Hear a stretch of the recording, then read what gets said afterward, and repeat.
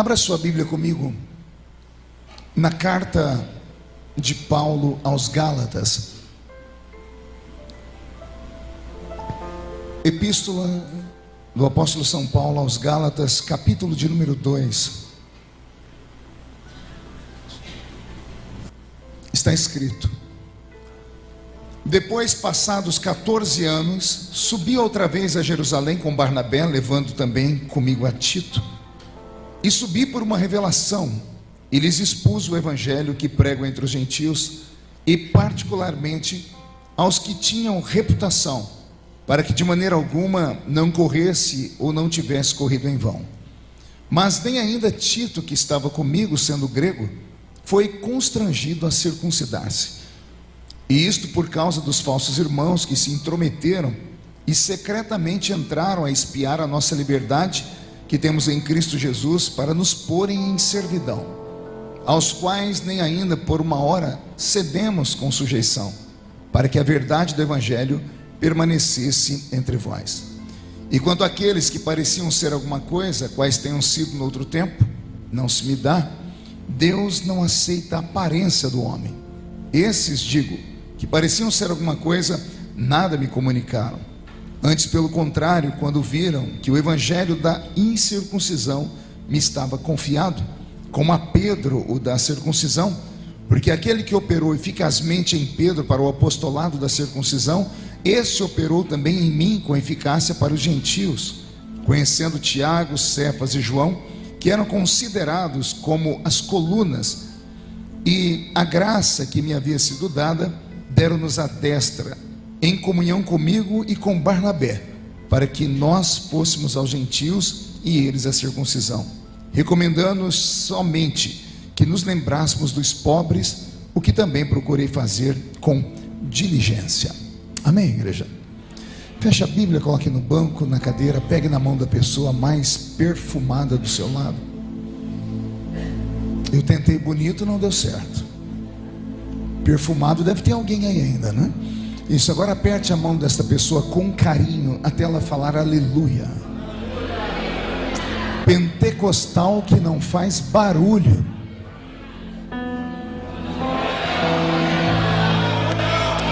Está com defeito de fabricação, não é?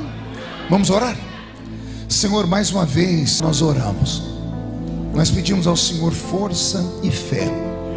E eu faço um pedido especial: que o Senhor cerque esta igreja com a sua presença, e que num raio de 5 quilômetros, onde houver um demônio alojado, eu dou a esses demônios segundos para sumirem porque se não sumirem, serão queimados pelo poder da sua glória que aqui será derramada. Rasgue os céus sobre nós, manda anjos de fogo descerem aqui, que estes anjos desçam trazendo brasas de fogo nas mãos, comecem a esparramar estas brasas entre nós. E onde houver um crente cheio do Espírito Santo, pega ele nesta madrugada, Jesus, e fala conosco, e fica conosco. É o que eu te peço agora e sempre. E todos digam amém. Os que podem, tomem seu assento, dando um grito de glória a Deus bem alto. Querida igreja, noiva do Cordeiro, simpatizantes da nossa fé, amigos que vieram de perto ou de longe para este culto tão sublime, tão especial. É um texto diferente, né? Raramente você vai ver alguém pregar na carta aos Gálatas. Geralmente se usa em cultos de ensino. O Senhor falou meu coração profundamente, me trazendo à memória essa linda e poderosa história. A história envolve o apóstolo São Paulo, mestre das letras, um homem fora da curva, o 13º apóstolo, um homem que não estava catalogado na lista dos homens, um elemento surpresa de Deus levantado num tempo totalmente diferente. Você nunca se perguntou por que Deus resolveu levantar o apóstolo Paulo? Se Jesus já tinha estado na terra, já tinha montado o seu colégio apostólico, tinha segregado do meio de milhares 12 homens e os transformou em apóstolos, e os transformou em mestres da palavra, tendo dado a eles todos os poderes, incluindo o batismo com o Espírito Santo, agora retornando ao céu, cuidando do universo, deixou na igreja 12 apóstolos. E no texto que eu li, vocês viram que o próprio Paulo, falando sobre os três principais, que eram os pilares da construção da fé apostólica. Por que o Senhor resolveu, naquele dia, entrar naquele caminho, lá na estrada de Damasco, a estrada que leva à cidade mais antiga que existe e permanece no mundo até os dias de hoje, e lá se encontrar com um homem que na época era desfigurado de alma, uma besta fera desenfreada, um assassino sanguinário? E detalhe, tudo isso por causa da sua fé, porque era um homem extremamente religioso e que usava a sua religião como escudo para vomitar em cima das pessoas os ódios que a vida tinha lhe dado. O apóstolo São Paulo é esse homem estranho que Deus levanta de maneira estranha, e ele se torna o grande líder. Nós não teríamos a igreja como temos hoje se não tivéssemos o apóstolo São Paulo. O apóstolo São Paulo purificou o cristianismo. Antes de Paulo, o cristianismo era um cristianismo judaico ou um judaísmo cristão. É o apóstolo São Paulo que vai, com a sua erudição, ou seja, o seu conhecimento e a sua sensibilidade por revelação, que vai purificando o caminho da igreja e transforma a igreja como nós a conhecemos hoje. O que tinha Jesus em mente quando levantou aquele nanico? Digo nanico com propriedade, porque eu estudei a vida dele, eu sou um estudioso da vida de Paulo, e cada dia que eu estudo e me aprofundo, eu fico mais apaixonado. Imagine um homem que tinha 1,5 metro de altura, uma cabeça desse tamanho, calvo por natureza, e há quem diga que ele era caolho e manco de uma perna. E você ainda acha que você é feio, né? Olha só quem é que Jesus vai levantar para virar o mundo do avesso. Um homem de 1,5 metro de altura, calvo por natureza, e a sua calvície é parte dos seus traumas, porque sendo ele um grande religioso, um grande fariseu, todo fariseu tinha no coração de fazer o voto do nazireado. O narizeu, ele tinha esse negócio no coração dele de ser alguém escolhido por Deus, mas ele não tinha a habilidade e nem a aparência, porque todo nazireu não podia passar a navalha no cabelo, mas ele nem cabelo tinha para passar a navalha. Era um homem pequenino, que vem de uma família aristocrática em Israel, uma família de sangue azul, um homem estudado. Num tempo onde as pessoas mal sabiam ler e escrever, ele era um doutor da lei. Muitas pessoas pensam que ele era um sacerdote. Não podia ser. Ele não era da tribo de Levi, ele era da tribo de Benjamim. Então, quando a Bíblia diz que ele era doutor da lei, a Bíblia está dizendo isso em ipsis literis, ou seja, ele era um advogado numa época difícil em que os judeus mal sabiam ler e escrever. Então, ele era de uma família estruturada, era rico, era um menino estudado. Quando ele diz assim, eu falo mais línguas do que todos vós, tem alguns crentes que já entram no mistério. Eita, que Paulo era igual a gente. Ele falava em línguas estranhas, celestes, sim, mas o que ele está falando aqui não é isso. Ele está dizendo, eu sou poliglota, eu me comunico em vários idiomas. Então olha só quem é que Jesus vai levantar para ser o 13º apóstolo. Um homem estudado, um homem que era advogado, um homem que vinha de uma família aristocrática, que mais tarde vai se revelar como um homem de dupla cidadania, um homem que era judeu, mas também tinha cidadania romana. Quando ele revelou isso, quem conhece a Bíblia sabe como foi. Ele estava discutindo com uma autoridade, e quando ele disse que era cidadão romano, a autoridade disse assim, mas calma aí, eu tive que pagar com muito dinheiro para ter a cidadania, e como você tem? E ele disse, pois é, eu sou de natureza. Então ele vinha de uma família estruturada, um religioso acima da média. Tão religioso era que ele estava disposto a matar no nome da fé dele, e ele fez isso. Ele apavorou a igreja de Cristo no seu tempo. Ele era uma figura típica de um anticristo, e um homem de 1,5 metro de altura, amparado por 3 ou 4 guardas da guarda pretoriana, que os romanos cederam a ele, de insistência dos judeus, que viram nele um potencial de destruição de uma igrejinha nova, de uma seita nova que nascia, cujo nome era O Caminho, que nem se chamava cristianismo ainda. Meia dúzia de gatos pingados esparramados por aí, e era ele, com a sua fúria, essa besta fera desenfreada, com sangue nos olhos, que começou a ir por cidades pequenas até chegar em Jerusalém. E ali, numa igreja já fundada pelo apóstolo São Pedro, com mais de 8.000 membros. Quantos membros eu disse? Já tinha reparado nisso ou não? Pedro fundou uma igreja com 2 cultos. E em 2 cultos ele já tinha 8.000 membros. E não eram pessoas que eram simpatizantes da fé, eram pessoas convertidas de verdade, pessoas que conheceram através da pregação de Pedro a presença de Jesus de Nazaré. É esse homem que, no seu tempo, cercado por esses soldadinhos de chumbo, meteu medo na igreja. E detalhe, foi fechando igreja após igreja, em cidades após cidades.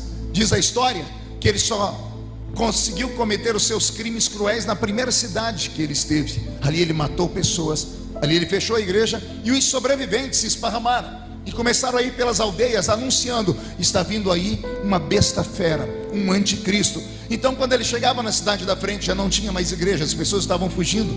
Ele conseguiu assustar uma igreja com 8.000 membros, que tinha um pastor que sabia usar a espada, não muito bem, arrancou a orelha de um soldado quando tentou arrancar a cabeça, que era o pastor Pedro.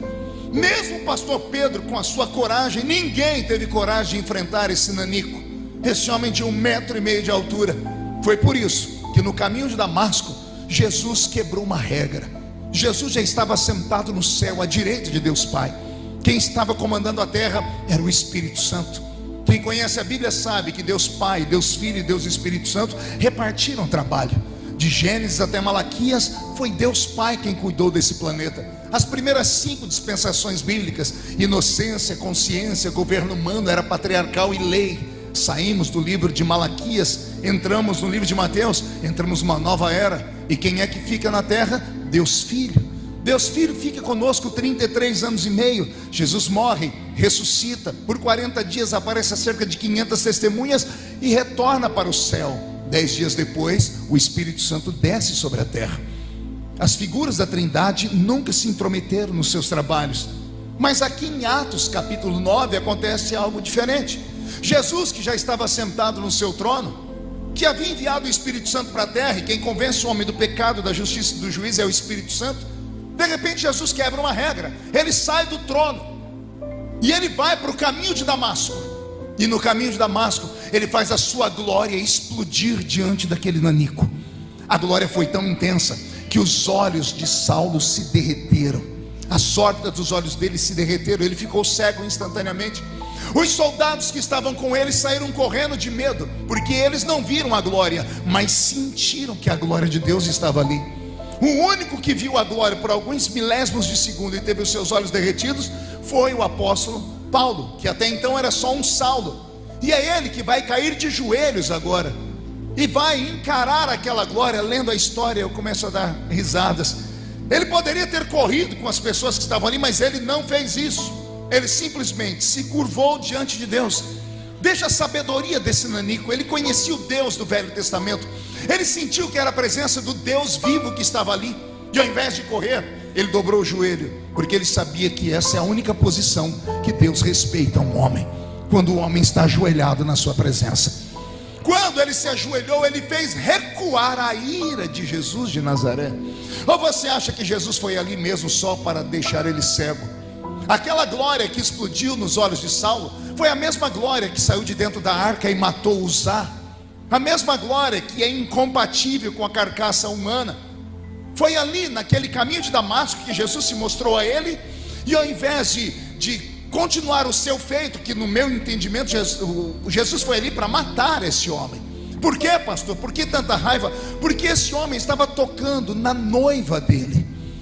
E Jesus olhou do céu e viu que não tinha ninguém para defender a noiva dele aqui. Nem Pedro, nem João, nem Tiago, nem os 8.000 membros da igreja de Jerusalém. Ninguém teve coragem de defender a igreja. Então Jesus se movimentou no céu e deve ter dito assim: Pai, o Senhor me desculpa, mas eu vou ter que quebrar essa lei, vou ter que descer lá embaixo, porque o Espírito Santo não é um espírito de guerra. Estão tocando na minha noiva. E se não tem macho para defender a minha noiva, eu defendo a minha noiva.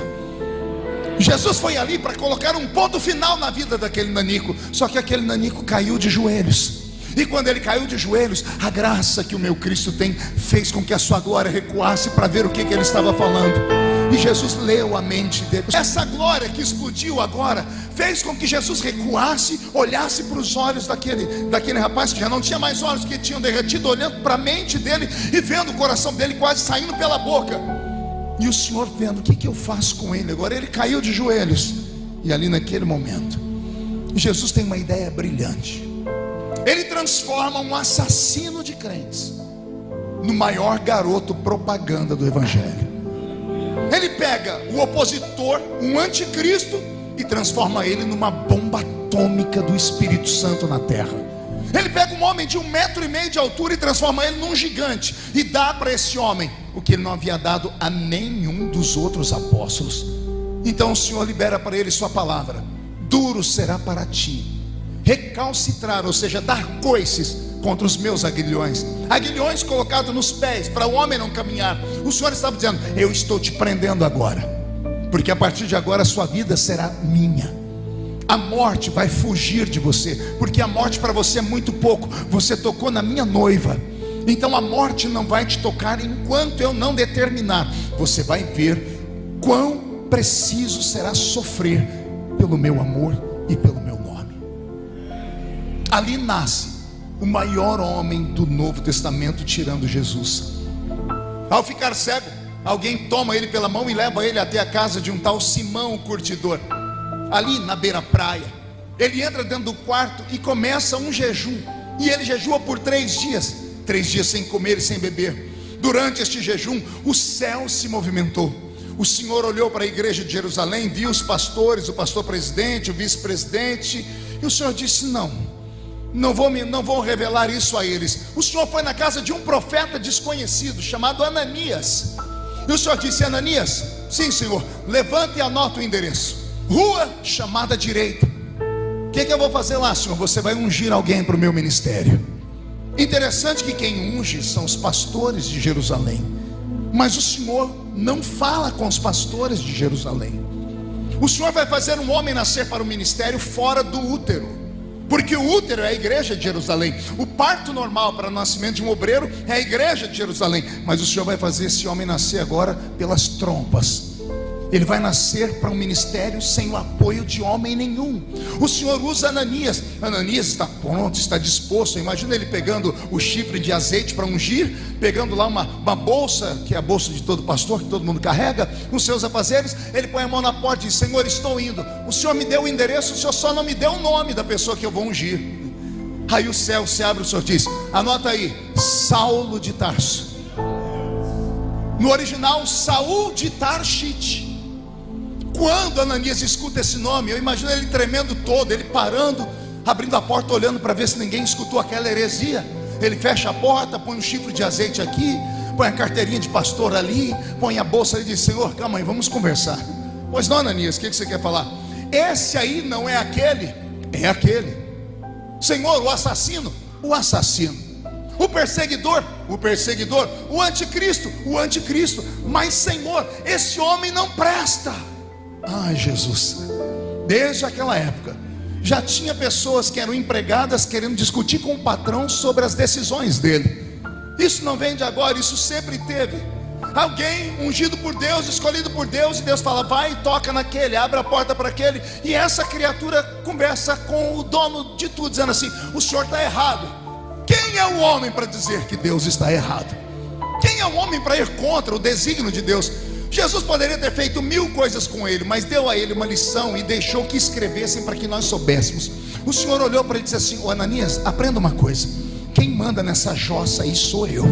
Você é só um empregado, o patrão sou eu, a igreja é minha, o ministério é meu, os dons são meus. Então, se é tudo meu, eu levanto quem eu quero, eu dou a quem eu quero, e eu faço na vida de quem eu quero, e você não tem que se intrometer nisso. Ananias, para você esse homem não vale nada, mas para mim ele é um vaso escolhido. Aí o vaso escolhido pelo Senhor é ungido. É ungido enquanto ele recebe o azeite sobre a sua cabeça, os seus olhos se abrem, e instantaneamente esse Saul de Tarshite, que agora passa a ser chamado de Paulo, ele sai para fora da casa de Ananias, e ali perto da praia começa a pregar um evangelho. E ele começa a anunciar esse Cristo, o Cristo que ele se encontrou com ele lá no caminho de Damasco. Ele começa a dar os seus conhecimentos, e como ele era um fariseu que conhecia muito as letras e era um advogado, ele começa a pregar com tanta erudição e com tanta eloquência que as pessoas começam a parar para ouvi-lo. A notícia chega lá em Jerusalém de que está acontecendo um movimento. ali perto da casa de Simão, o curtidor. Pedro e João vão lá assistir o culto e se apavoram. Pergunte por quê? Só falo se todo mundo perguntar. Porque eles veem um homem que ninguém dava nada por ele. Agora olham para esse homem falando com tanta eloquência, e eles prestam atenção na pregação do homem, e aí eles se apavoram mais ainda. Pergunte por quê? Porque eles escutam e veem que aquele homem tem tudo o que eles têm, só que eles não têm o que ele tem. O que é que ele tem que eles tinham, pastor? Ele tem a unção para pregar, só que ele tem o que eles não têm, que é a cultura bíblica. Paulo juntou a unção e o conhecimento. Paulo pegou a graça e o saber e juntou os dois. Quem é que segura um homem que tem unção de Deus e sabedoria? Porque os primeiros que Jesus chamou, com exceção de Mateus, que era cobrador de impostos, portanto era letrado, tirando o Iscariotes, que é Judas, que vem da terra de Caríades, a terra dos homens que queriam libertação, que estudavam história, o restante eram pessoas analfabetas e letrados. Leia Atos capítulo 4, verso 13, você vai ver chamado aí Pedro e João de homens iletrados. Como podem esses homens iletrados, incautos, falarem com tanta ousadia? Jesus só tinha chamado analfabetos para o seu reino, pessoas simplórias e pobres. Agora ele chama um homem rico e inteligente e enche esse homem do Espírito Santo. Quem é que pode com esse homem? Pedro e João, quando viram aquilo, se apavoraram e disseram: se ele continuar desse jeito, daqui a pouco ninguém quer escutar mais a gente. Por quê? Porque ele tem tudo que nós temos e nós não temos a metade do que ele tem. Ele tem a unção e tem o conhecimento. Nós só temos a unção. O conhecimento que nós temos é que nós caminhamos com Jesus. Ele não caminhou com Jesus, mas recita os textos do Velho Testamento inteiro. Esse homem é um perigo para o reino. E sabe o que fazem com ele? Abraçam Paulo e dizem assim para ele: irmão Paulo, é muito bom ver o senhor convertido, mas o senhor nesse momento pode trazer um prejuízo à igreja, porque o senhor veio com cartas de autorização de judeus e romanos para matar a igreja, e agora o senhor se converteu nesta igreja. Quando a notícia chegar lá em Roma de que aquele que eles enviaram se converteu, eles vão mandar tropas, vão mandar legiões de soldados, e nós não vamos suportar. Então o senhor vai ter que obedecer a gente. E como novo convertido, ele obedeceu. E qual foi a ordem dada a ele? O senhor vai voltar para sua casa e vai se esconder lá, e nós iremos buscá-lo quando a poeira abaixar, quando esquecerem que isso aqui aconteceu. Nós como igreja vamos ficar mais em silêncio, para não dar a entender que nós estamos crescendo. E o senhor fará a sua parte, ficará calado lá na sua cidade, lá em Tarsis ou Tarshite. E ele, como novo convertido, obedece e vai para a cidade, volta para a sua terra, mas não consegue ficar em silêncio. Ele entra no meio da sua família de pessoas ricas e começa a falar do amor de Cristo, e o resultado é que ele é deserdado. Um homem rico, um advogado, um poliglota, agora não tem nem onde morar. E aí ele aprende uma profissão para não morrer de fome. Ele aprende a costurar. Olha só, um homem das letras, um homem que discute com reis, agora tem que aprender a mexer com agulha de tricô para poder sobreviver. É por isso que mais tarde ele vai dizer: nada me separa do amor de Cristo, nem a altura, ou seja, os diplomas, nem a profundidade, ou seja, costurar. Nada me separa do amor de Cristo Jesus, meu Salvador. Ele fica dentro da sua cidade esperando a poeira abaixar. Mas eu pergunto aos irmãos que aqui estão: quanto tempo leva para uma calúnia, para um escândalo, para um problema que acontece e ele se generaliza, ser esquecido? Quanto tempo você conseguiria ficar aguardando uma promessa que alguém lhe fez se cumprir? 1 ano? 6 meses? 2 anos? Pois respire fundo. O texto que eu li na carta aos Gálatas, no capítulo 2, é um desabafo. É Paulo dizendo: há 14 anos atrás, ele está dizendo: eu fiquei 14 anos abandonado por vocês, 14 anos esquecido na minha cidade, 14 anos apodrecendo, 14 anos sem ninguém me visitar para ler um texto comigo, 14 anos sem ninguém me dar a ceia do Senhor, 14 anos sem eu ter alguém para orar ao meu lado, 14 anos sem ter uma igreja para congregar, 14 anos abandonado por todos vocês. Foi esse período que Paulo passou sozinho. E é nesse período também que Deus faz as coisas maiores na vida dele. Porque como os crentes que deveriam ensiná-lo e discipulá-lo não tiveram paciência, porque tiveram ciúmes dele, não quiseram fazer, o próprio professor eterno desceu até ele e disse: eu serei o teu professor. Por que é que você acha que tudo que Paulo escreve ele diz? Porque eu recebi do Senhor o que também vos ensinei. Por que ele cita isso, eu recebi do Senhor? É a maneira dele alfinetar os outros apóstolos, dizendo: era para vocês me darem, mas vocês não me deram. Como vocês não me deram, eu recebi do Senhor. Tudo que ele tinha, a teologia que Paulo recebeu, não vinha de homens. Ninguém sentou com ele para explicar o que era o Pentecoste. Por isso que o Pentecoste é limitado para Pedro e João. É Paulo quem vai sistematizar a fé pentecostal no capítulo 12 da primeira carta aos Coríntios, falando sobre todos os dons espirituais. Como foi que Paulo descobriu os 9 dons do Espírito Santo? Como foi que Paulo começou a pregar? Como foi que Paulo ensinou o ritual da Santa Ceia? Ele ensina: eu recebi do Senhor o que também vos ensinei. Ou seja, os homens não ensinaram, os homens não queriam, mas Deus o queria. Você não entendeu, vou falar de novo. Os homens não quiseram, os que tinham poder de ajudá-lo não ajudaram, mas ele estava na visão de Deus. Quando Deus quer fazer, não tem ninguém que faça ele recuar. O que o senhor quer dizer, pastor? Você que me explica o que é que Deus está falando aqui.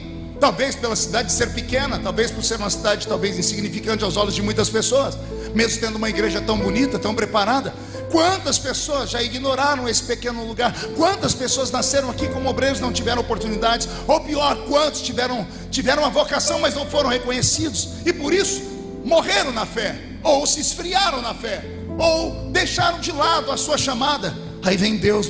Quando Deus quer fazer, não tem homem que impeça, não tem demônio no inferno, não tem anjo no céu, e não tem homem na terra capaz de barrar aquilo que Deus quer fazer. Se os homens não entenderam você, o Senhor me trouxe aqui para te dizer: eu te entendo. E o Senhor me manda te dar uma palavra: não desista da sua chamada, não desista dos desejos que estão no seu coração. Qual era mesmo? Era o desejo de ir para a África? Por que não pode ser? Por que não pode ser um missionário? Porque essa cidade não pode te mandar para a Rússia.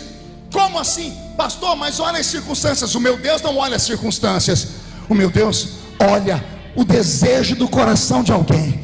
O que faz Deus se movimentar é o desejo do seu coração. Enquanto eu estou pregando aqui, alguns estão muito cansados e estão dormindo, mas tem outros que estão com os olhos estatalados. Tem uns que estão abrindo a boca de sono, mas eu ouço alguns falando em línguas estranhas. Tem alguns que estão querendo dormir e tem outros com a mão levantada adorando ao nome do Senhor. É assim que Deus trata. Deus fala com quem quer ouvi-lo. Deus só se revela àquele que acredita que ele se revela. Não adianta entrar dentro dessa igreja, vir para essa vigília apenas curioso para ver o velho pregador, para ver se eu ainda sou crente. Amigo, a embalagem muda, mas o conteúdo ainda é o mesmo, tá bom? Não importa se você veio aqui só para ser um espião de alguém, para ver se como. Não interessa. O que interessa é o que Deus está dizendo. Eu tenho elementos surpresa esparramados. Eu disse: aqui é um elemento surpresa, filho. É um lugar escondido. E os maiores avivamentos não vêm de capitais. Os maiores avivamentos nascem em rincões como esse aqui. Pode apostar no que eu estou dizendo. Eu estou com meu corpo arrepiado agora, até a nuca arrepiou. O Espírito Santo está soprando no meu ouvido, dizendo assim: incentiva, Marco, incentiva, incendeia, desperta o meu povo. Fala para o meu povo que quem comanda ainda sou eu, que quem tem o poder ainda sou eu, que quem levanta sou eu, que quem abate sou eu, que quem faz ainda sou eu.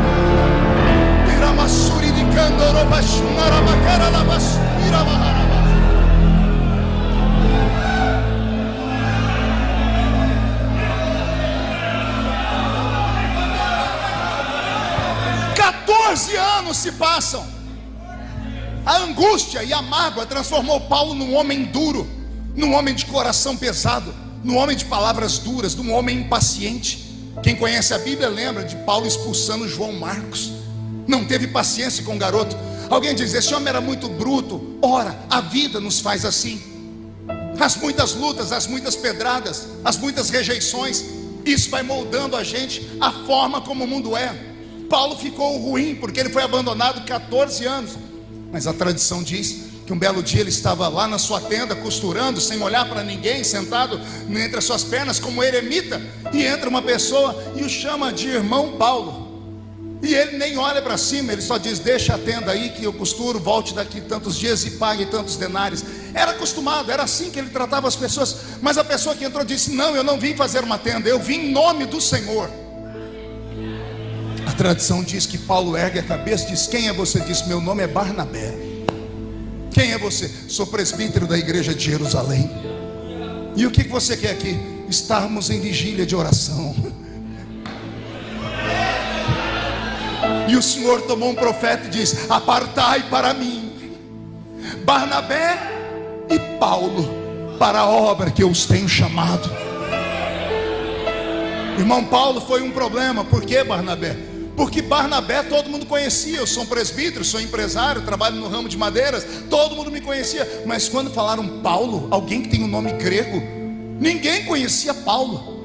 Mas como o Senhor falou, deve existir esse Paulo. E fomos de boca em boca e chegamos nos crentes mais antigos. E os crentes mais antigos contaram uma história: que um dia, lá na casa do Simão Curtidor, apareceu um nanico, mas o nome dele não era Paulo, era Saulo. Mas dizem que Deus fez isso e isso. Dizem que apareceu uma glória no meio do caminho. Dizem que o Senhor o curou. E alguém disse que o nome dele foi trocado para Paulo.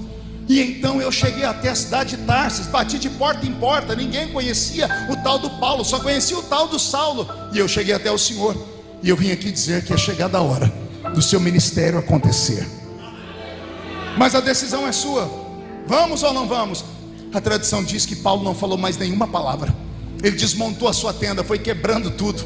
Lá do lado de fora estava a caminhonete dele, um dromedário, um camelo, que todo baixinho gosta de carro alto. E Barnabé estava lá com o carrinho dele, um jumentinho.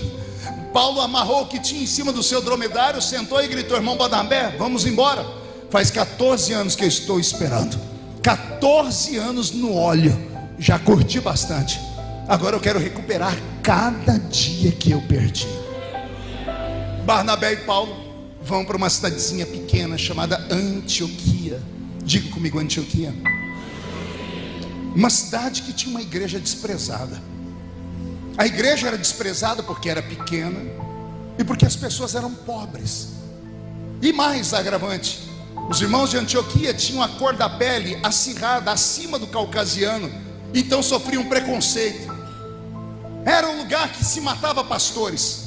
Era um lugar que todo mundo que ia não suportava, porque a igreja não conseguia levantar o sustento do pastor, e os pastores morriam de fome lá. Como foi que a igreja de Jerusalém resolveu esse problema? Chegaram os conselheiros do apóstolo Pedro, que era o presidente, e disse: olha, temos um problema. O quê?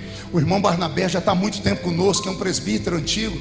Ele tem um sonho de pastorear, mas o dízimo dele sustenta a gente aqui. E o que a gente faz com ele? Pedro, para não perder, nós temos que dar um jeito, tem que ter uma igreja para ele pastorear. Mas não tem nenhuma. Tem uma, Pedro. Qual? Antioquia. E o que tem em Antioquia? Nada. Mas o irmão Barnabé não precisa de dinheiro de lá, porque a família dele é rica, sustenta ele. Ele só quer realizar o sonho dele e pastorear. Mas ele não é pregador. Não importa, vamos fazer isso, que a gente une o útil ao agradável. Aí naquela madrugada Jesus tomou um profeta e falou que era para Barnabé ir, mas não era para ir sozinho, era para ir Paulo junto. E aí Deus dá essa revelação, e Barnabé agora está com Paulo. E chegam os dois na cidade de Antioquia. Barnabé está realizado, ele não precisa de dinheiro, ele só quer um público para pregar. Ele é o pastor da igreja, e Paulo é o co-pastor. Barnabé entende tudo de homilia de igreja. Ele começa o culto, canta os 3 hinos da harpa, lê o texto, faz a oração, a apresentação dos visitantes. E na hora da pregação, ele dizia: irmão Paulo, prega para nós. Barnabé era dirigente de culto, Paulo era pregador. Imagine 14 anos esperando. Imagina o primeiro culto que ele pregou. Ele arrancou tatu da toca, sabiá do toco. Ele fez um nó na cabeça dos crentes. A meia dúzia de crentes, gato pingados que tinham ali, saíram daquele culto assim, ó. Como assim mandaram para nós um pregador tão bom? E quando a notícia é boa, quando o pregador é bom, o crente que veio no culto sozinho, no outro culto ele traz outra pessoa. No segundo culto a igreja está um pouquinho mais cheia. Barnabé fica feliz, começa a notar. Segundo culto da igreja, a igreja está mais cheia. Faz tudo, Paulo prega, e Paulo prega com mais desenvoltura. Depois do terceiro, quarto culto, já não tem mais onde sentar as pessoas. E Paulo vai tomando liberdade. A tradição diz que na liberdade ele começou a usar os dons.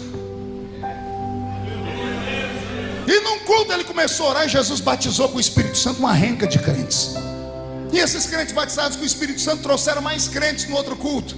Teve um culto que a unção foi tão grande que os crentes começaram a levantar e orando em línguas. A tradição diz que Paulo parou no culto e olhou para um irmão e disse: irmão, você que levantou orando em línguas, você sabe o que o Senhor falou? Barnabé aqui atrás olhando e dizendo: pai, nunca vi isso, o que está acontecendo?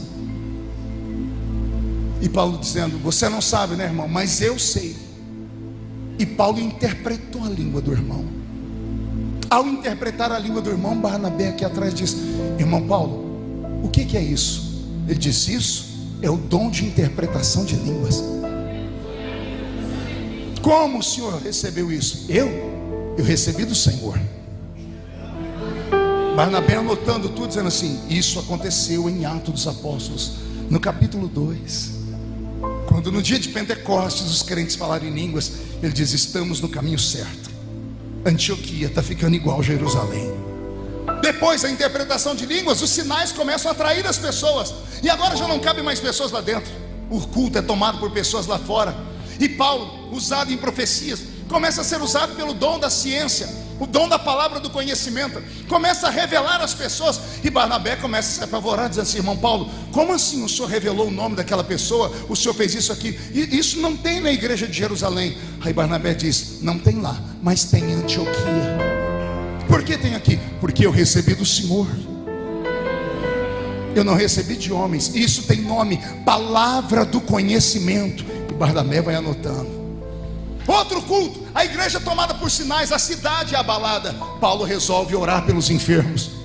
E ele chama as pessoas à frente e põe a mão, e as pessoas são curadas. Barnabé fica espantado e anota: em Jerusalém acontece isso também, porque o Senhor Jesus disse: porão a mão sobre os enfermos e os curarão.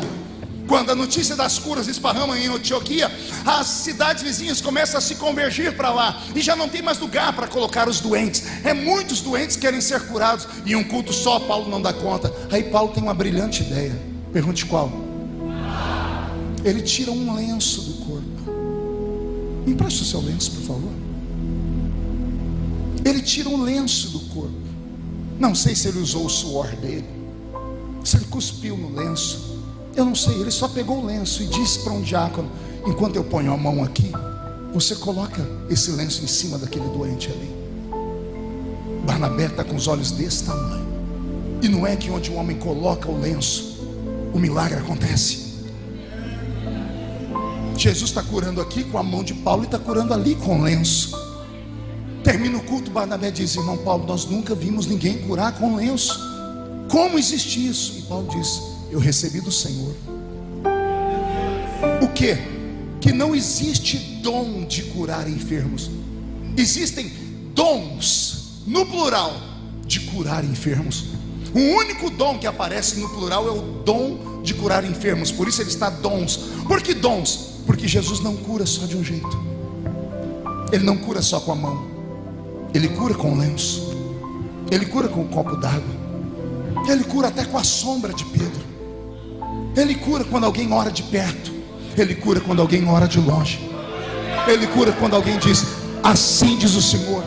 Ele cura quando alguém diz: em nome de Jesus de Nazaré. A notícia esparrama e Barnabé está apavorado.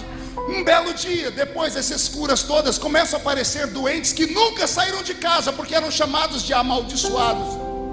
Pessoas que nasceram sem braço, que nasceram sem perna, pessoas com anomalia física que faria qualquer curandeiro fugir deles. Mas não Paulo. Coloca essas pessoas bem na frente. Paulo não tem medo. Ele vai até as pessoas, e ele vai lá no toquinho do braço, coloca a mão e começa a orar. Não me explique como, não sei, não me pergunte como. O braço começa a nascer, começa a se desenrolar. E onde não tinha braço, agora tem braço. Onde não tinha perna, agora tem perna. Onde não tinha olhos, agora tem alguém enxergando. E Barnabé, apavorado, pergunta: o que é isso, irmão Paulo? E Paulo diz: eu recebi do Senhor. E isso já não é dom de curar, Barnabé. Isso é o dom de operação de maravilhas. Os mais novos que aqui estão, talvez estão me ouvindo, estão dizendo: que história bonitinha. Mas os mais velhos que estão aqui sabem do que eu estou pregando. Nossa igreja Assembleia de Deus não cresceu porque tínhamos homens ricos e importantes. Nossa igreja se esparramou pelo Brasil e pelo mundo por causa da unção e dos sinais que os nossos pais tinham. Se você acha que eu estou falando demais, ontem eu comecei a citar na igreja, não recitei o texto. O livro de Daniel Berg e Gunnar Vingre, Diário de um Pioneiro. Gunnar Vingre estava dizendo que ele estava pregando em Belém do Pará no início da igreja, e Deus mostrou para ele um homem no meio da igreja, e ele não tinha como ir até o homem. Então ele estendeu a mão para o homem, para orar, e o homem levitou e flutuou no ar. Todos os membros da igreja viram aquilo. Você não entendeu o que eu disse, entendeu? O fundador da nossa igreja estava orando, um sueco. Ele estendeu a mão para um irmão lá em Belém do Pará, e o irmão saiu do banco e flutuou no ar. A igreja toda viu. A CPAD, nossa editora, não edita heresias. O livro agora foi modificado. Onde estava escrito antigamente: e o homem flutuou, mudaram, colocaram: e ele foi levantado bem alto do chão. Porque a palavra flutuou, ela é muito mística, e alguém poderia se escandalizar com isso. A nossa fé não é uma fé normal. A nossa fé é uma fé no sobrenatural. Você pode até estar na igreja há muitos anos, há dezenas de anos, e ter se acomodado e se conformado. Mas haviam pessoas aqui dentro que nunca se conformaram. Haviam pais na fé que sempre disseram: Senhor, se o Senhor é o mesmo Deus da Bíblia, volta a operar com sinais, prodígios e maravilhas. Vou profetizar. O Senhor vai despertar alguns de vocês. Crentes aqui serão visitados com sonhos proféticos. Locais de oração serão ativados, e o Senhor vai transformar essa pequenina cidade numa aurora, não apenas para vocês, mas para o estado do Paraná inteiro. Porque a aurora é o nascer de um novo dia. E talvez essa mensagem vai custar caro para quem está pregando ou para quem está ouvindo, não me importa. Eu já não falo mais o que as pessoas querem ouvir, eu prego aquilo que as pessoas precisam ouvir. Eu estou cansado de andar pelo Brasil, dentro das nossas igrejas, e eu cansei de pregar para defuntos. Estou cansado de pregar para zumbis, homens e mulheres que não deveriam ser membros da nossa igreja, deveriam ser figurantes daquela série chamada The Walking Dead, mortos que caminham.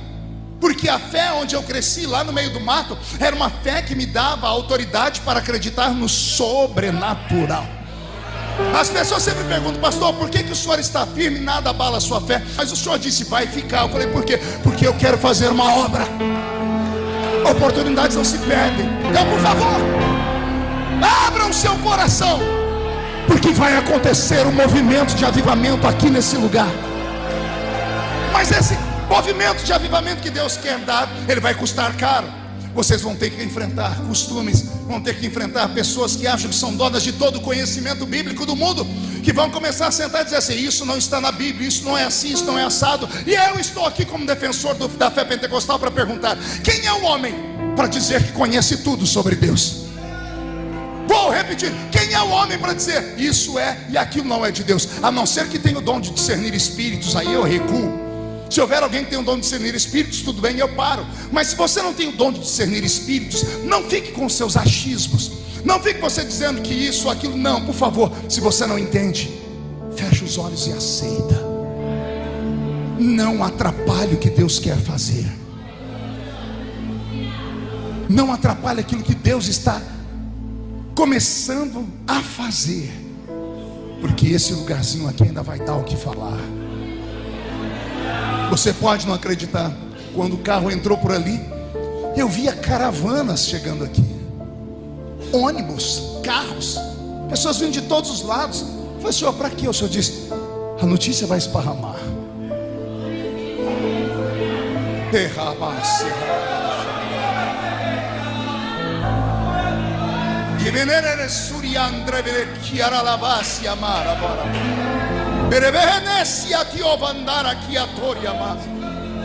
A notícia vai esparramar. As pessoas vão vir aqui saber o que é que está acontecendo e vão querer beber dessa fonte. E quando perguntarem o que é que aconteceu aqui, só diga: o Senhor fez e ainda faz. Alguém acredita nessas maluquices de pregador pentecostal? Então, por favor, reage. Isso mostra ao Senhor que você está feliz em receber esta palavra, está pelo menos sendo incendiado por essa esperança. Pastor, o que tudo isso tem a ver com tudo isso? Você sabe que tem a ver. Vocês receberam um pastor. Vai acontecer algo extraordinário aqui. Me mandem mensagens pela internet depois, me marquem nas mídias sociais e só me contem o que Deus começou a fazer aqui nessa noite. E quando falarem, mas aqui não acontece, você vai dizer, mas em Antioquia acontece. Por quê? Porque vocês receberam do Senhor o que Deus extraordinariamente tem para fazer entre vocês. Eu vou caminhando. Quando eu vejo o Pentecoste pleno, eu não vejo Deus dando Pentecoste pleno para homens simplórios como Pedro e João. Embora tenham sido usados por Deus, eles não mergulharam no rio do conhecimento divino. Já o meu advogado da Bíblia, Paulo, ele era mestre nas coisas sobrenaturais. Era um erudito. Quando era preciso, ele discutia com os epicureus, ele recitava os estoicos. Ele foi para a Grécia, ele assustou os gregos. Um dia, alguém da cidade de Corinto foi querer elogiá-lo, dizendo: quando você esteve conosco, a sua sabedoria nos moveu. Ele puxou a orelha da pessoa e disse: não, quando eu fui ter convosco aí na Grécia, nada do que eu vos falei foi em sublimidade de palavras de sabedoria humana. Quando eu fui ter convosco, eu levei para vocês o Espírito, a demonstração e a revelação do poder de Deus. O que fez Paulo se tornar a criatura que se tornou era o conhecimento e a graça. E por onde ele passou, o inferno fechou as portas. A Grécia fechou as portas para os seus próprios deuses. Paulo sozinho acabou com todo o panteão dos deuses gregos da Grécia. Não sobrou Zeus, não sobrou Hades, Poseidon, Hermes, Hera, Afrodite, Hércules, Teseu. Nenhum deles sobreviveram ao evangelho que Paulo pregou. Um homem de 1,5 metro de altura, possuído pelo Espírito Santo, com uma chamada dentro do peito dele, incendiou quase que um continente inteiro. O Deus que fez no passado, faz no presente. Talvez não fosse isso que vocês queriam ouvir, mas eu vim falar o que Deus queria que vocês ouvissem. Quem acredita nessas coisas? Então olhe para alguém do seu lado e diga: você acredita de verdade? Diga: então me ajuda. Eu faço a minha parte, você faz a sua. Não olhe as circunstâncias mais. Não olhe de onde você veio, nem para onde você vai. Só esteja no centro da vontade de Deus, porque o centro da vontade de Deus é o lugar mais seguro do mundo. Depois que Antioquia explodiu em crescimento, a igreja de Antioquia foi sabatinada em Jerusalém, porque a notícia esparramou que o evangelho lá naquele lugar e os sinais eram incríveis demais. E todo mundo lá em Jerusalém queria saber o que estava acontecendo. Então convocaram o pastor de Antioquia. E o pastor de Antioquia, Barnabé. E lá vai Barnabé para uma comissão, para ser sabatinado pelo conselho de ética da sua denominação. E quando começam a perguntar para ele: como assim o braço nasce? Como assim a perna? Como assim tem interpretação? Como assim tem profecia? Como assim? E ele se perde, ele é obrigado a dizer: olha gente, na verdade eu sou só o dirigente. Quem sabe todas as explicações está aqui fora comigo. Ele é meu obreiro lá. Ele não faz parte aqui do nosso grupo, mas foi o Senhor que mandou ele comigo através de profecia. O nome dele é Paulo. Posso chamar ele? Chamaram Paulo. Pedro quis conhecer esse Paulo. Pedro se esqueceu dele 14 anos atrás. Agora está de frente Pedro e Paulo, dois titãs do evangelho, dois mestres da palavra, dois homens apaixonados por Jesus, cada um à sua forma, um erudito e um iletrado, analfabeto. Um conheceu Jesus de caminhar com ele, o outro ficou cego por causa de Jesus. Os dois estão tete a tete. E sabe o que é interessante? É ver como é que começa o diálogo deles. O diálogo deles começa com Pedro perguntando assim: quem te ungiu a apóstolo?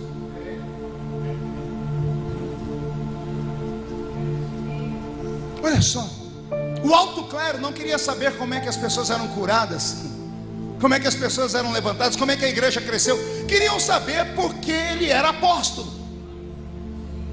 Aí Paulo olha para ele e diz assim: olha, vocês me abandonaram há 14 anos. E ele começa aqui na carta aos Gálatas. A discussão na carta aos Gálatas do capítulo 2 termina de maneira estranha. Termina com o Nanico Paulo dando de dedo no nariz de Pedro. É só ler o capítulo todo, vocês vão ver. E eu resisti a Pedro na face dele. O Nanico deu de dedo no nariz de Pedro, dizendo: vocês não quiseram me educar, vocês não quiseram me evangelizar, vocês não viram potencial em mim, ou viram potencial e ficaram com medo. Vocês não quiseram, mas o Senhor me quis. Vocês não me ensinaram, mas tudo que eu sei, eu recebi do Senhor.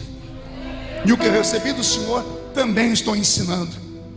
O Senhor me deu um evangelho, Pedro, diferente do seu. O seu evangelho é o evangelho da circuncisão, é o evangelho da lei, da legalidade dos judeus. A mim, Jesus me deu o evangelho da incircuncisão.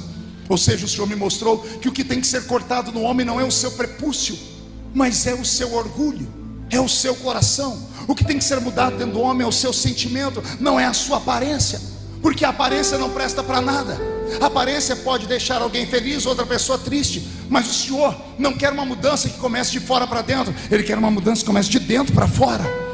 O Senhor me deu algo que não deu a vocês. E Pedro insiste: como é que você recebeu isso? Aí Paulo vai dizer: eu conheço um homem que, se no corpo não sei, se fora do corpo também não sei, eu só sei que esse homem foi ao terceiro céu.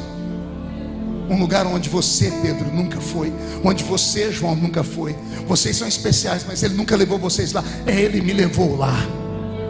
E lá ouviu esse homem coisas inefáveis que não é lícito contar para qualquer um. Assim nasce o 13º apóstolo, para uma missão extraordinária. E ele vira o mundo do avesso. Pense num homem que era estudado, que vinha de uma família rica e conhecia o mundo sobrenatural. Se você não acredita no que eu estou falando, leia lá a carta aos Efésios, capítulo 18 e 19, para você ver Paulo chegar numa cidade e começar a dizer assim: vocês conhecem aqui o Espírito Santo? E tinha uma igreja formada há anos que nunca conheceram o Espírito Santo. E Paulo, ao invés de ensinar para eles escatologia, ao invés de ensinar para eles a martiologia, ao invés de ensinar para eles pneumatologia, ou as demais doutrinas que nós conhecemos como dogmas, Paulo disse assim: ajoelhem aqui que eu vou orar por vocês agora. Porque o maior seminário não é aquele que você aprende sentado em uma cadeira, é aquele que você recebe ajoelhado.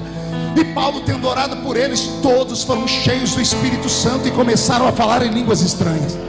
Aí Paulo, com esses 12 homens, viraram a cidade de Éfeso do avesso, expulsaram os demônios que comandavam aquela cidade. A rainha dos céus, uma idolatria que tinha dentro daquele lugar, que tinha um templo de 800 portas, uma das 7 maravilhas do mundo antigo, simplesmente desaparece da história, porque Paulo entrou dentro daquele lugar. Leia lá e você vai ver que os feiticeiros começaram a invocar, tocar tambores, e os espíritos não desciam mais. Tiveram que levar para o meio da rua obra de feitiçaria, livros, fórmulas de encantamento, para serem queimadas aos pés de Paulo, porque onde o Nanico chegava, Zé Pilintra, Exu Caveira, Tranca-Rua, Preto Velho, obra de feitiçaria pesada, feita na encruzilhada, feita na cachoeira, vindo de outro continente, não interessa, ninguém suportava a unção que estava naquele homem. Eu vou repetir: se Deus usou Paulo para virar um continente, Ele vai usar a sua vida, pastor, auxiliado por outros homens e mulheres que ainda acreditam nisso que eu estou pregando, e acreditam que a Assembleia de Deus não é só uma igreja, é a igreja do avivamento. É a igreja que competirá com o inferno nessa reta final e vai vencer, porque se o diabo tem os seus feiticeiros, a Assembleia de Deus tem os seus profetas. Se o diabo tem os seus encantadores de serpente, a Assembleia de Deus tem aqueles que têm autoridade sobre toda a obra do diabo. Eu profetizo que aqui nesse reduto, nesse lugar tão pequenino e tão singelo, bonito, mas que poucas pessoas dão atenção para ele, o Senhor disse: eis aqui um remanescente. Vou falar de novo: eis aqui um remanescente. Um remanescente de homens e mulheres que ainda acreditam que Jesus fala, que Jesus faz e que Jesus ainda fará aquilo que os olhos ainda não viram, aquilo que os ouvidos ainda não ouviram, aquilo que não subiu ao coração dos homens, é o que Deus tem reservado para esta cidade. E se agora você acredita de verdade, mais uma vez, reage para acordar a cidade toda.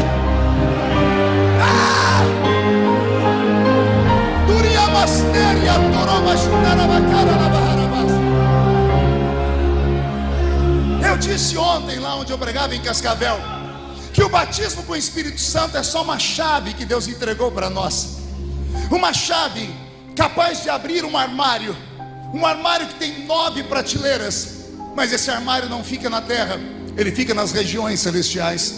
Um crente cheio do Espírito Santo, quando é batizado com o Espírito Santo e ora em línguas, no momento em que ele ativa o seu homem, a sua mulher espiritual dentro dele, e toca o sobrenatural orando em línguas, essa criatura sai da terra e entra nas regiões celestiais.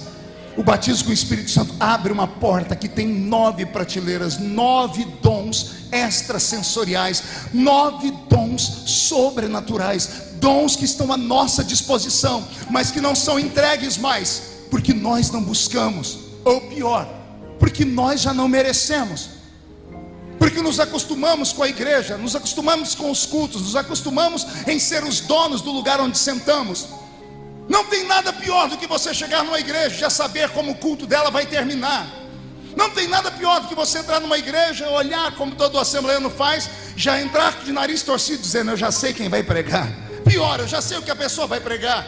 Não tem nada pior do que você entrar numa igreja, olhar e dizer: eu já sei quem vai cantar. E pior ainda, saber o que a pessoa vai cantar. Está na hora de termos coisas novas, como antigamente. Podemos ser para frente, só não podemos deixar Jesus para trás. Podemos ser modernos, só não podemos ser mundanos. Podemos ter uma igreja rica e poderosa como essa, mas os crentes ainda têm que ter a essência do cenáculo. Eu desafio homens e mulheres que estão aqui nesta noite a voltarem para os seus altares como antigamente. Eu desafio o círculo de oração desta igreja a voltar a fazer as orações como antes, como aquela que fundou aqui, primeiro círculo de oração. Mais oração do que música, mais oração do que aparição, mais oração do que jograis, mais oração. E vocês vão ver o que Deus vai fazer aqui. Deus vai virar o cativeiro da região inteira. Deus vai trazer prosperidade para a cidade. Agora eu estou extrapolando o limite da espiritualidade. A igreja possuída pelo Espírito Santo, ela vai varrer das ruas da cidade todo o mal. Não vai ter mais na cidade ocupação para drogados, nem drogaditos, nem drogadependentes. O Senhor vai começar a libertar as pessoas. Em cada rua dessa cidade vai ter uma casa de oração. Em cada casa de oração vai ter alguém com a chamada profética, e cada pessoa com a chamada profética será a boca de Deus por onde passar. Eu não me responsabilizo pelo que vai acontecer depois dessa noite, quando alguns jovens que aqui estão voltarem a orar, se reunirem não para ver TikTok, não para ver série da Netflix, mas voltarem a assistir pregações juntos, seja minha ou seja dos pregadores mais novos, desde que tenham a unção de Deus, e eles começarem a desejar e falar: eu quero, e começarem a bater na porta. Vão bater na porta e a porta vai abrir. Vão começar a buscar e vão achar. Vão começar a procurar e Deus vai dar a eles. Eu sinto o céu ficando baixinho aqui nesse lugar. Eu já ouço barulho de espadas aqui em cima. Anjos e demônios começaram uma guerra aqui em cima, e eu já sei de quem é a vitória. A vitória dessas pessoas que estão acreditando, estão comigo aqui. Tem alguém que está comigo aqui? Alguém acredita nisso? Então, por favor, grite mais alto, adore com mais intensidade.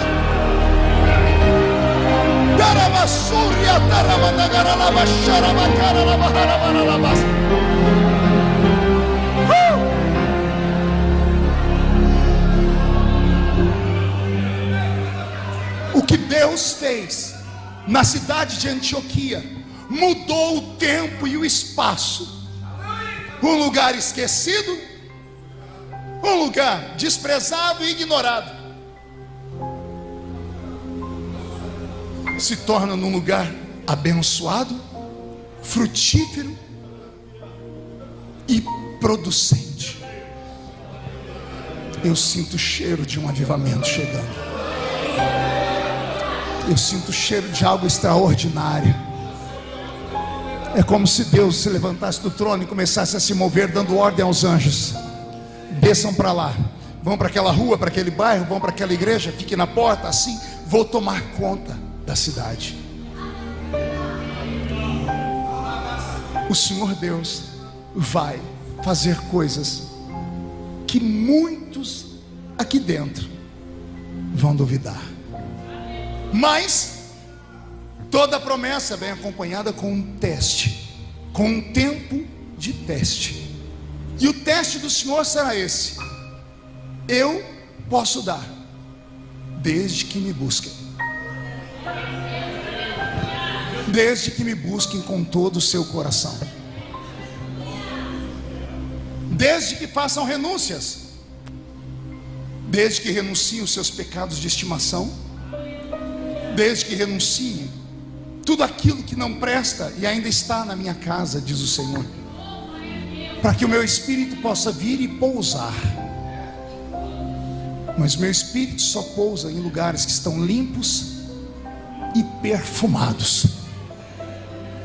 Se vocês atingirem esse nível, daqui a algum tempo, se o pastor tiver coragem de me trazer de volta aqui, eu vou sentar com ele 1 hora antes, só para ouvir os testemunhos. Porque o Deus de Paulo achou graça em vocês. Você acredita nessas coisas de novo? Então incline a sua cabeça por um momento. Senhor, eu te agradeço pela oportunidade de fazer parte deste novo tempo.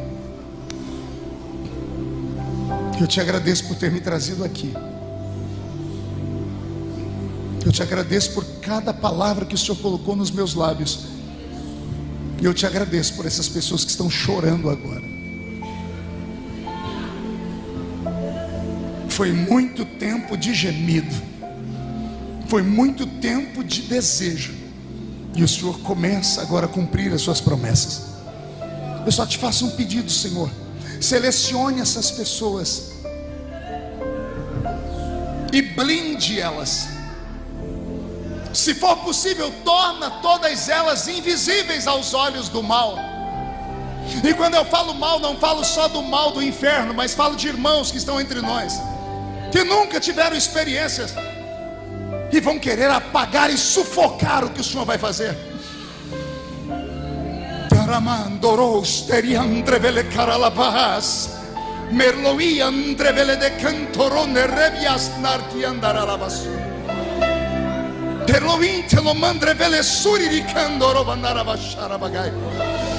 Agora, meu Pai, eu te peço um sinal. Se o Senhor está entre nós, e se esta palavra veio do céu, onde houver alguém batizado com o Espírito Santo, renova eles com a sua presença, derrama a sua glória numa intensidade fora do normal, abre as visões, desperta os profetas.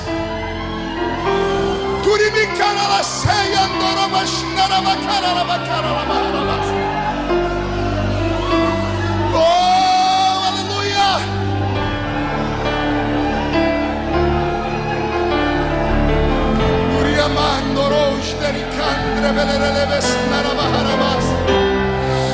Batiza com o Espírito Santo nesta vigília, Senhor. Batiza com o Espírito Santo nessa vigília.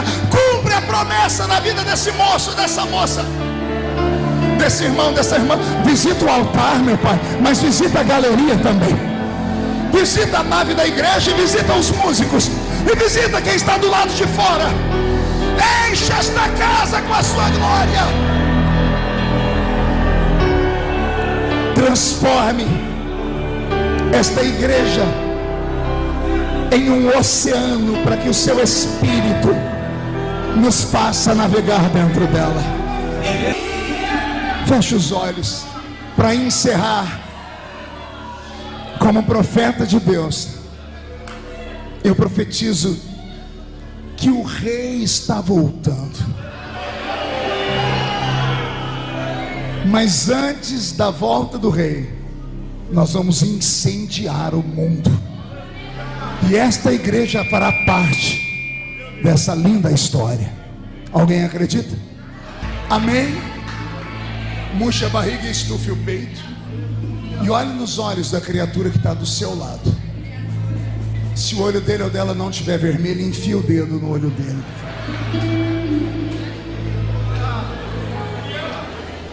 Diga para ela: Deus não esqueceu o que Ele prometeu. Feche os olhos. Eu encerro aqui.